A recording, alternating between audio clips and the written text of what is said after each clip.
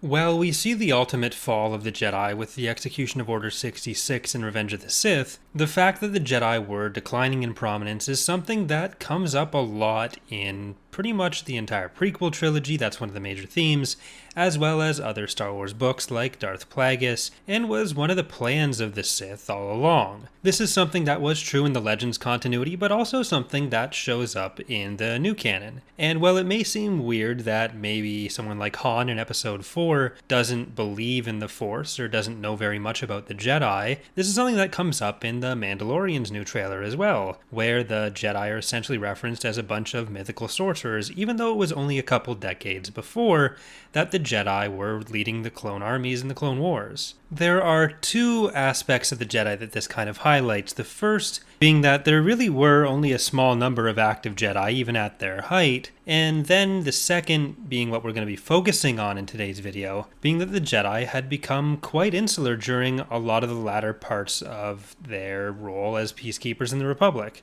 A lot of books reference this as being one of the reasons that the Sith were able to gain so much traction within the Republic under Palpatine without the Jedi noticing. They were too focused on things within their own order and had lost their connection with the rest of the Republic and the rest of the galaxy. This is actually something, though we are going to be focusing on Legends, that comes up in the Clone Wars Season 7, where I know it's not the most popular arc, but there is a scene in the episodes with Rafa and Trace where they talk about how they lost their parents and how a green-skinned Jedi, who's pretty heavily implied to be Luminara and Dooley, even if this isn't necessarily confirmed, was responsible for diverting a shuttle that ultimately killed their parents.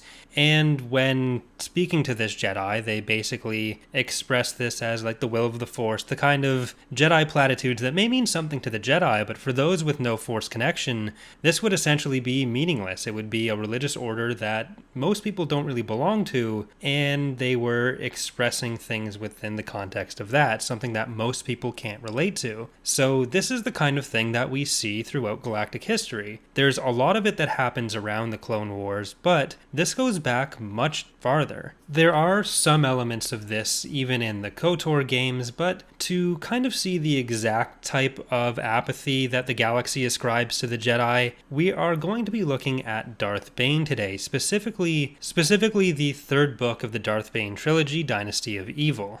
This is pretty soon after the Ruusan reformations, which I've done a video on the channel before, so I'll throw that in a card if you guys want to check that out if you want some more information on that, but the Jedi are essentially entirely demilitarized at this point. The wars with the Sith are over, and they'll kind of stay in the same strictly peacekeeper role as they had up until the start of the Clone Wars. In Dynasty of Evil, we learn about a planet named Doan, which is governed by an abusive, exploitative monarchy. This monarchy, however, is allowed to function within the Republic as the representatives of their planet. So as far as the Republic and therefore the Jedi are concerned, this is the legitimate government of the planet. A lot of the times we see how the Republic doesn't really intervene in a lot of these local matters. We see that with slavery in Episode 1 on Tatooine, and with this rebellion in Dynasty of Evil as well. A Syrian Jedi, the same species as Coyote-Mundi, goes to investigate the planet. The rebels are hoping that they're there to bring some sort of justice and reconciliation between the governing monarchy and the rebels. However, the Jedi admit that they're really only there because of Sith artifacts that were discovered on the planet.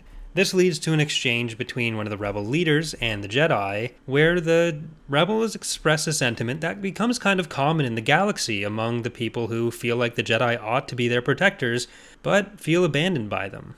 "You Jedi portray yourselves as guardians," Gelba said, "champions of the weak and downtrodden, but you care more about a handful of gold trinkets than you do about the lives of men and women who are suffering." The Jedi, while they may have been sympathetic, were unable to do anything and really were only interested in taking advantage of the situation in order to find the artifacts. Sarah, a character who is actually involved in this same conflict to a certain extent, but on the other side, feels kind of the same way about the Jedi and expresses it in a similar way. Med Tandar was killed while on Doan, and so Sarah was sent by the king to kind of allay the fears of the Jedi that this was a targeted attack by the king against the Jedi, and she kind of uses this position of the Jedi against them. When planning the encounter with her bodyguard Lucia, she basically states, "The Jedi cared more about ideology in the battle of light and dark than about living people." This is essentially the same flaw being pointed out by people who were hoping for the Jedi's help, as well as those looking to exploit or even kill them like the Sith.